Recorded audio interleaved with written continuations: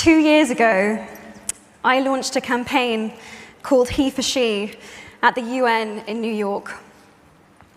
I was very nervous before that speech. The nerves were followed by a tremendous high immediately afterwards and a crashing low a few days after that. My best hopes and my worst fears were confirmed all at once. I had opened Pandora's box to a standing ovation and almost simultaneously a level of critique I had never experienced in my life, and the beginning of what would become a series of threats. The last 2 years have been a baptism of fire, to say the least, where I learnt just how little I know and also how much. It was my scary first step as an activist, a word I never imagined that I would use to describe myself. So, reading the applications of activists who applied here for One Young World scholarships was surprising to me. Here I was, reading the stories of people from nearly 200 different countries from around the world, with experiences that I couldn't even imagine. I mean, they were so out of this world to me. And yet, their notes looked like my notes. The same themes emerged over and over and over again. There was so much overlap with the things that I had been thinking about and that I had been struggling with. Because the truth is, it had never been about being an activist. It was about the choice to make myself visible, and the choices that you made to do that too. Apart from the significant progress the world has made in the cause for equality, the best thing about the last 2 years has been this: finding people from such disparate experiences and communities that I found that I have something in common with.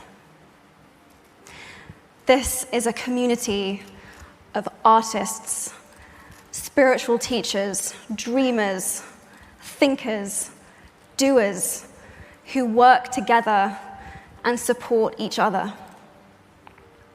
For the first time in my life, I found my sisterhood, a brotherhood, however you want to describe it. I found my tribe.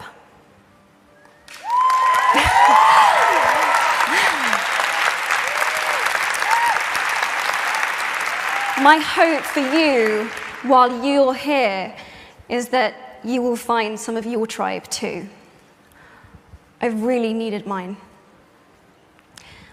Bobby Kennedy, when he was senator for New York, said, "Each time a man or woman stands up for an ideal, or acts to improve the lots of others, or strikes out against injustice, he sends forth a tiny ripple of hope. And crossing each other from a million different centers of energy, those ripples build a current that can sweep down the mightiest wall of oppression and resistance." That's what we are doing. We, the entire spectrum of the feminist movement, are building an unstoppable current for which we need ripples of hope from every age, race, ability, walk of life, from every human experience. I feel gender equality is as important as any of the other goals that we are here to discuss. And actually, if anything, it is even more important because it intersects with every single other issue that we face. We all have feminine and masculine energies within us. And both forces need to be lifted up, respected. They need to work together in order to make the world go round. Each of you are here at One Young World because you do something important. And it is so exciting to see you all come together in one room, because One Young World isn't about saying what each of us individually can do, but what we can do. Working together, supporting, and listening to each other. It's in that spirit that I am delighted to introduce 9 activists who are the first recipients of a One Young World scholarship that I am very honored to have in my name.